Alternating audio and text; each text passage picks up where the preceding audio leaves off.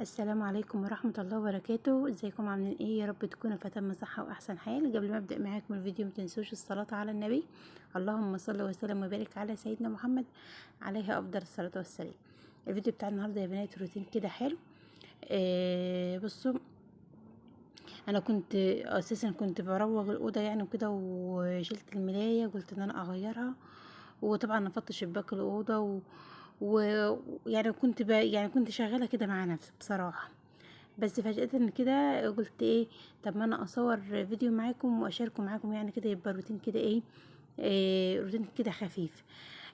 بصراحة اليوم دوت انا تعبت فيه، لان انا يعني رفعت الشقة كلها، ونفضت وكنست ومسحت، بس بصراحة ما صورتش معاكم غير هي بس اوضة النوم، عشان خاطر حسيت ان التصوير هياخد مني وقت طويل يعني. فالمهم ان انا صورت معاكم اوضه النوم كده، روتين في اوضه النوم. طبعا فتحت الشباك بتاعه وهويت الاوضه شويه، يعني هي اساسا الشباك بيفضل مفتوح الليل كله، فكده كده الاوضه متهويه يعني.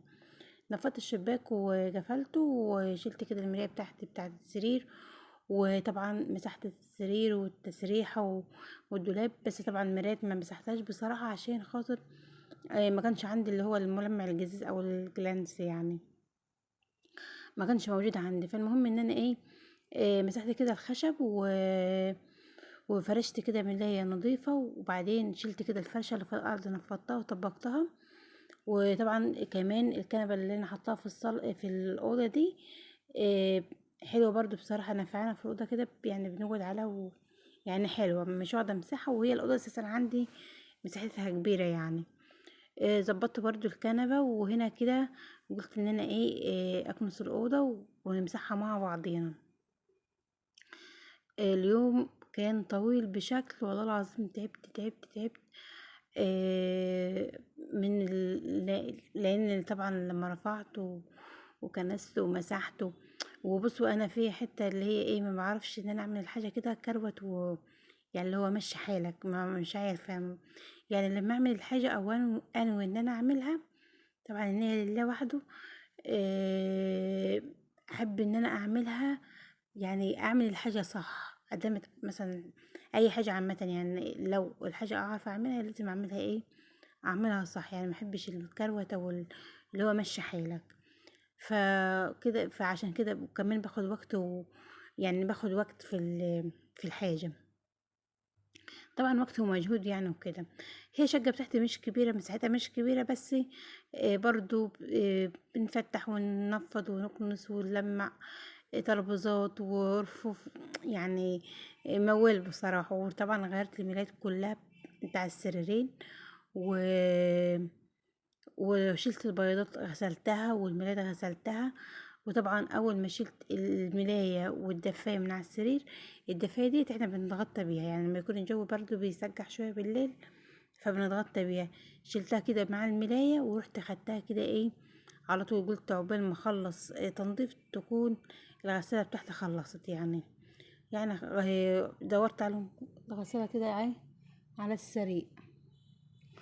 بس هنا طبعا بعد ما كنست الأوضة بتاعتي، جبت كده جردل وحطيت فيه شوية معطر كده، وقلت ان انا ايه امسحها كده برضو ايه، عشان تكون ريحتها حلوة معايا.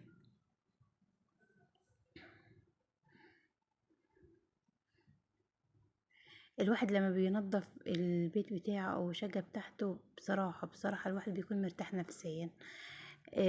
يعني طول ما المكان نظيف عندك بتحس براحة. مش لازم ان احنا عشان خاطر مثلا حد بيجي وحد بيروح انا كده كده مفيش حد بيجي عندي اصلا. بس الفكرة ان المكان لازم الواحد خلاص يعني اللي هو عايز المكان على طول يكون نظيف كده عشان يكون مرتاح نفسيا.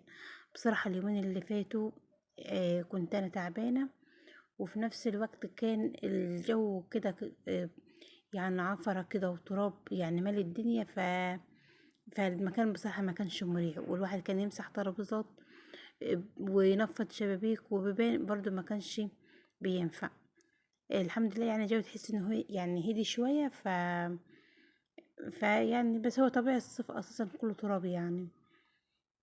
وطبعا في الصيف لازم بنفتح شبابيك على طول يوميا، ما بنعرفش نعيش من غير ان احنا نفتح الشبابيك ونهوي الدنيا. هنا خلاص كده بعد ما خلصت الاوضه بتاعتي، طبعا سبتها بعد ما مسحتها، شغلت المروحه وسبتها كده لحد ما تنشف، عشان خاطر الحافظه بتاعتي او السجاده يعني اللي انا هفرشها ما تعملش ريحه وحشه، ما يكونش تحتها ميه وتعمل ريحه وحشه. وادي كده هنا كنت بوريكم كده شكل الاوضه بتاعتي.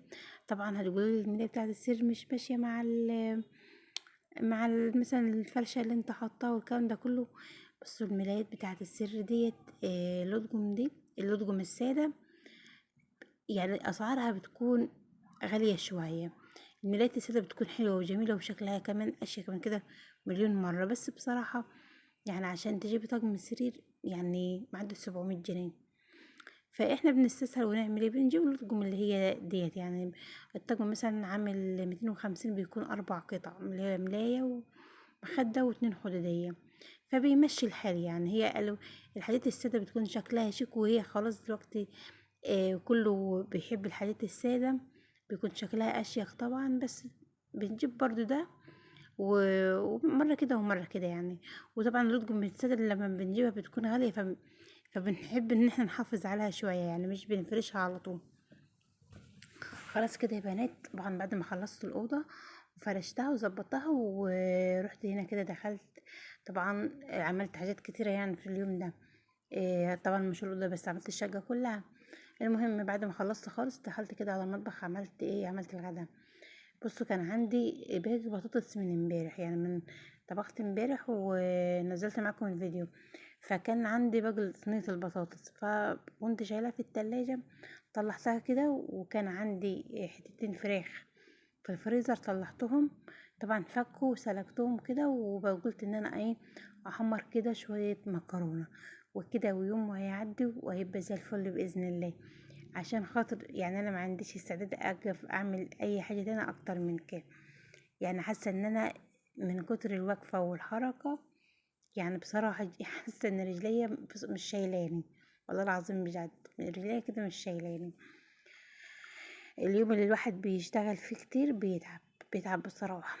عملت هنا كده المكرونة، طبعا حمرت المكرونة وحطيت لها كده معلقة صلصة كبيرة، اللي هي صلصة جاهزة، بتخليها كده لونها بيكون حلو، وبيكون بتديها طعم برضو ايه، طعم مميز شوية عن ان انت تكون محمرها بس. وهنا كده طبعا كنت غالية لبن، طلعت كيس لبن كده، وقلت ان انا بالمرة كده كده انا واقفة في المطبخ، فايه احطه كده يعني يفك كده ويعلى، بخليه يغلي كده واروح اسيبه يبرد خالص، وبعدين بحطه في التلاجة. اجي تاني يوم اشيل الوش بتاعه، احطه في الوش في علبة، واحط كده بجمع كده مثلا شوية كده على بعضهم، واروح ضربهم كده واعمل منها زبدة. وادي كده الفراخ بتاعتي طبعا بعد ما سلقتها حطيت لها صلصة ودخلتها تحت الشواية، اخدت لون عشان ما جافش حمر برضو. وهنا كده كنت سخنت البطاطس وحان